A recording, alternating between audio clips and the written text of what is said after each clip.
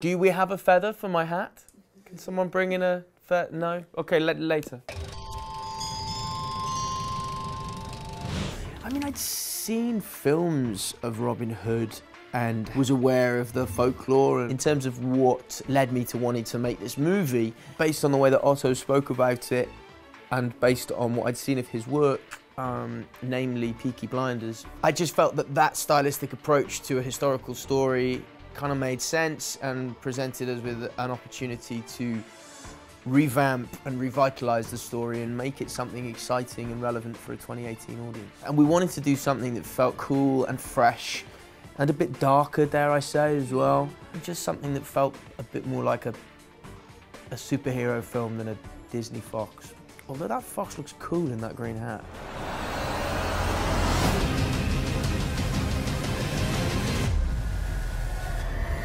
I went out to Budapest early and spent a couple of months learning to do archery.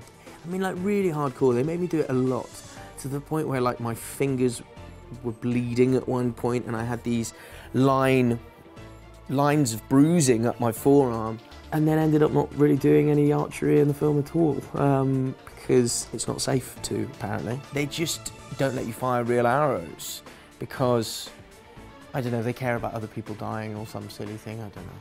In terms of what the most difficult training I've done is, I think the first time I did Kingsman, it was a real shock to the system because I'd never done anything like that before. I didn't come from a sports background.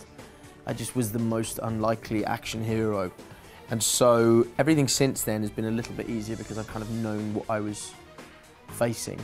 But it's all, you know, there's always elements of training. I found, you know, I had to do a bit of dance recently and found that to be fairly challenging, only because it took a while for my confidence to grow with it. I think that's the thing. That's why you do these periods of training before starting a movie, because the confidence it gives you means that you can forget about it on set and focus on being entertaining, hopefully.